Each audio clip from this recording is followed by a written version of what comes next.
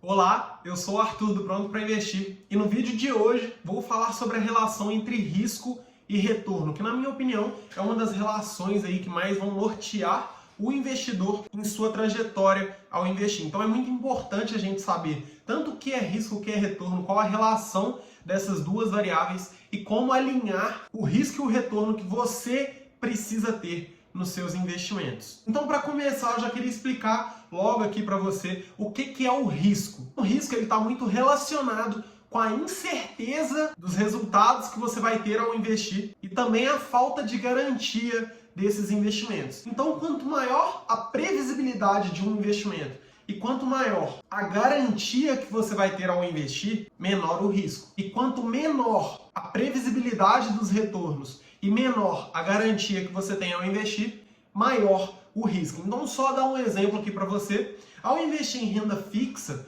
você tem um baixo risco. Por quê? Primeiro, você já sabe quanto que você vai ter de retorno antes mesmo de investir, independente da modalidade de investimento de renda fixa. Você sempre vai saber quanto que você vai ganhar. E além disso, normalmente opções de renda fixa possuem certa garantia. Então, você investe no Tesouro Direto, você tem a garantia do Tesouro Nacional, você investe em CDB, LC, LCI, LCA, você tem uma garantia do Fundo Garantidor de Crédito. E por outro lado, ao investir em renda variável, não há nenhum tipo de previsão dos investimentos e muito menos de garantia. Então, quando você compra ações e cotas de fundos imobiliários, você está se tornando sócio de negócios aí, de certa forma, e assim não tem como prever o seu resultado e não tem como te dar nenhuma garantia.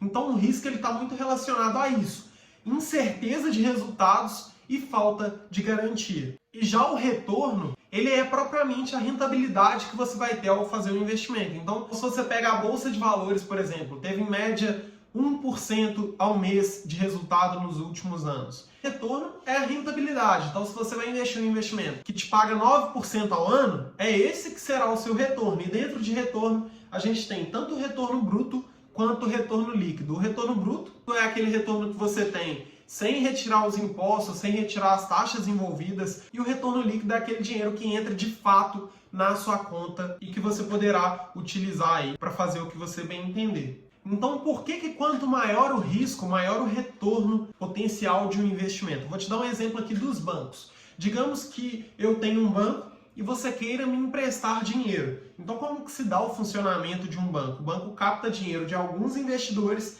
e repassa esse dinheiro para outras pessoas ali que estão querendo fazer um empréstimo com uma taxa superior àquela que ele contratou. Se você me empresta dinheiro aí e eu te pago 5% ao ano por este empréstimo, eu repasso esse empréstimo para outras pessoas cobrando 10% ao ano. E essa diferença entre o que eu cobro é chamado de spread bancário. É o resultado que o banco tem sobre o valor que ele pega emprestado e sobre o valor que ele repassa para outras pessoas. Se você quer emprestar dinheiro para mim, sabendo exatamente quanto que eu vou te pagar, quanto que você vai receber e ter certa garantia sobre esse investimento, na hora que eu pegar o seu dinheiro e repassar ele para o mercado, eu não terei toda a autonomia que eu tenho para fazer esse empréstimo. Por quê? Sabendo que eu terei que te pagar 5% ao ano, por exemplo, eu não posso emprestar esse dinheiro para pessoas que têm um potencial de me dar um calote muito maior. Eu tenho que ter certo controle desse investimento, já que eu sei que eu vou ter que te passar aí 5% ao ano. Agora, a partir do momento que você opta por se tornar sócio do meu banco, isso já é muito diferente. Por quê? Um sócio está disposto a correr um risco maior, porque ele também quer um retorno maior. Ou seja, se você pega o seu dinheiro e fala comigo, Arthur, quero me tornar sócio do seu banco, e me passa esse dinheiro, a gente não tem nenhum acordo de quanto que eu vou te dar de retorno, até porque eu não sei quanto que o banco vai conseguir fazer aí no mercado financeiro. Mas uma coisa a gente sabe, se eu tiver bons resultados, você também como sócio, como acionista aí da minha empresa, também vai ter bons resultados. E a partir do momento que eu utilizo da renda fixa, por exemplo, como apenas uma das fontes de renda aí do meu banco, normalmente, como sócio, você vai ter um retorno maior. Porque o risco que eu posso correr com dinheiro de sócio é diferente do risco que eu posso correr com dinheiro de pessoas que estão me emprestando e que estão contando com esse dinheiro aí no curto prazo, no médio prazo, através da renda fixa. E a partir do momento que eu posso abrir mão desse empréstimo e das minhas atividades para tomar um risco maior também, o potencial de retorno também é maior. Então, outro exemplo dentro deste exemplo seria o seguinte: se você empresta dinheiro para uma pessoa e ela dá como garantia a casa dela, você pode oferecer um empréstimo com uma taxa de juros pequena. Por quê? Você tem garantia de que se essa pessoa não pagar o seu investimento, a casa que ela está lá morando vai ser sua. Então, como há garantia, você não precisa correr um risco muito grande, aí não precisa exigir uma taxa de juros muito grande, porque se a pessoa não honrar, você tem como se proteger dessa transação. Agora, caso você vai emprestar dinheiro para uma pessoa que já está endividada e que não tem nenhuma forma de te dar uma garantia desse empréstimo, você tem que oferecer uma taxa muito maior neste empréstimo, porque a chance de você se dar mal emprestando esse dinheiro também é muito maior.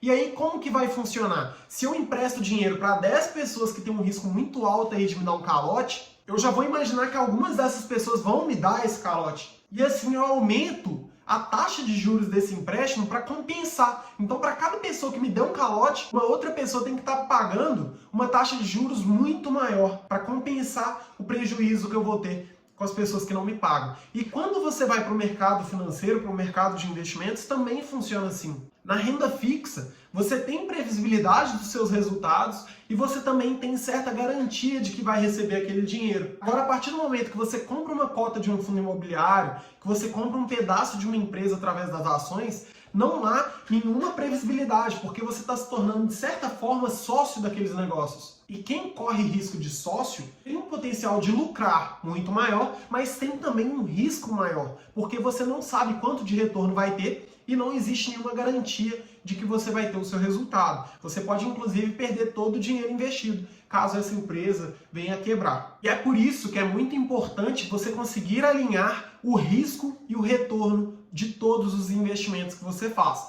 Por quê? Você é uma pessoa única. Não há ninguém no mundo que tem os mesmos desejos que você e que quer correr os mesmos riscos que você. Então vou te dar um exemplo. Caso uma pessoa tenha 60 anos e já esteja pensando na sua aposentadoria, tendo ali a sua família para cuidar, às vezes até netos, a forma de investir dessa pessoa é muito diferente do que uma pessoa que tem 22 anos, que ainda mora com os pais e que está querendo investir para enriquecer, não diretamente para se aposentar. Então eu acho que é muito diferente cada objetivo que a pessoa tem, e de acordo com o objetivo que você tem, tanto os ativos que você vai investir, tanto os investimentos que você vai escolher, quanto o risco que você quer correr, são muito diferentes. Uma pessoa que já está querendo se aposentar, ela não está disposta a correr tanto risco, normalmente, quanto uma pessoa que está começando a investir. Dos 20 anos aos 65 anos, você pode correr um risco muito maior para se aposentar do que uma pessoa que já tem 50, 55 anos.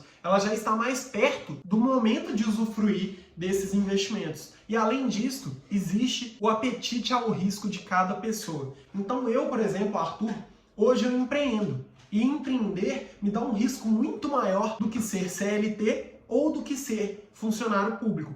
Porém, o potencial de retorno que eu tenho como empreendedor também é muito maior. Não significa que todo mundo que empreender, que abrir o seu negócio, que se tornar empresário, vai ficar rico, vai ganhar muito dinheiro. Mas o potencial de retorno é maior. O exemplo bem claro para te mostrar isso é jogador de futebol, ator, cantores. A chance de você virar um jogador de futebol de sucesso ou de virar um cantor famoso é muito pequena. Mas caso você se torne essa pessoa de sucesso numa área que é difícil de acontecer um ótimo resultado, o seu resultado vai ser diferente de todos que estão ao seu redor. Então, quando você pega um jogador de futebol de sucesso, ele ganha milhões por mês. Apesar da média de resultados, a média de salários de jogadores ser muito baixo, aquele que se destaca ganha muito dinheiro. Com cantores é a mesma coisa, com atores é a mesma coisa e com empresários é a mesma coisa. Então, se você puxa a lista dos 10 homens mais ricos do mundo, você vai ver que todos são empresários. Então é muito importante você conseguir montar uma carteira de investimentos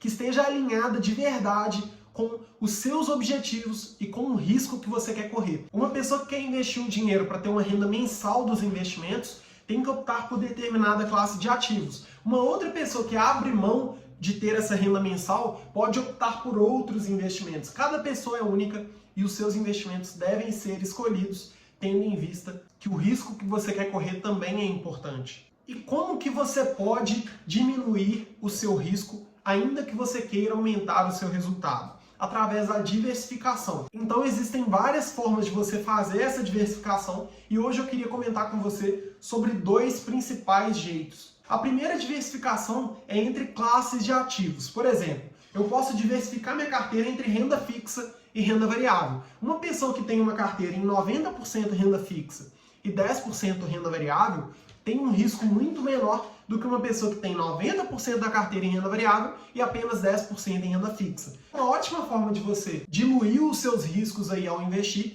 é aumentar a porcentagem de renda fixa que tem na sua carteira. Quanto mais renda fixa você tiver, menor o risco que você vai correr. E outra forma de você diversificar também é dentro da própria renda fixa e dentro da renda variável. Então, se você quer investir em renda fixa, você não necessariamente precisa ter só investimentos do Tesouro Selic. Você pode diferenciar tanto em investimentos do próprio Tesouro Direto, quanto outros investimentos, como CDB, LC, LCIs, LCAs. E da mesma forma, quando você for investir na Bolsa de Valores, você não vai comprar apenas uma ação, você não vai comprar apenas uma cota de fundo imobiliário. O ideal é que você tenha mais de 10, 15 ativos ali de renda variável para fazer essa diversificação. Então, o potencial de retorno, a partir do momento que você diversifica, é menor, mas o risco que você corre também é menor. E o risco é muito importante quando a gente fala de investimentos. Essa semana eu estava dando uma mentoria para o Kaique, direto lá do Canadá, e ele me perguntou: Arthur, por que investir na Apple, por exemplo, pode ser uma boa,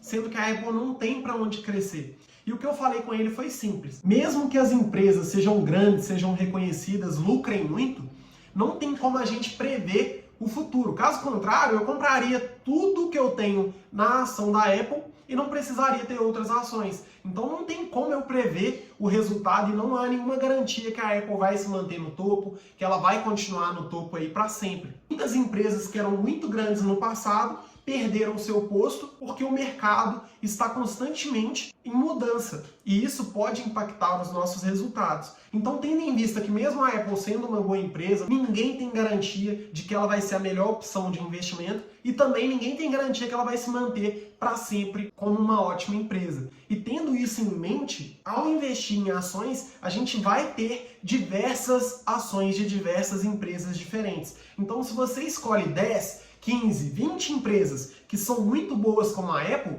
a chance de você ter um problema no futuro aí com seus investimentos vai ser muito menor do que se você investir apenas na Apple. Eu não estou recomendando que você compre, inclusive eu nem tenho ações da Apple. Eu só estou trazendo aqui uma ideia de que a diversificação funciona e que ela é muito importante para a gente. Então tem uma frase muito famosa de que a diversificação é o último almoço grátis que existe no mercado. E eu acredito que você também deveria se preocupar com a diversificação dos seus investimentos, porque essa relação entre risco e retorno deve estar ajustada com os objetivos que você tem e com o risco que você quer correr. Mais importante do que saber escolher os melhores investimentos é saber escolher os investimentos de acordo com o risco que você quer correr. Fica ligado, o retorno é importante, mas o risco que você corre para obter esse retorno também é muito importante, talvez até mais importante do que o retorno que você está buscando. Então, para o vídeo que eu separei hoje, foi isso. Se ainda não é inscrito aqui, inscreva-se aqui embaixo, ative as notificações aí para sempre ser avisado quando sair vídeos novos. Eu estou com um projeto de fazer 90 vídeos em 90 dias. Eu espero te ver aqui novamente. Deixe o seu comentário e a gente se vê no próximo vídeo. Valeu!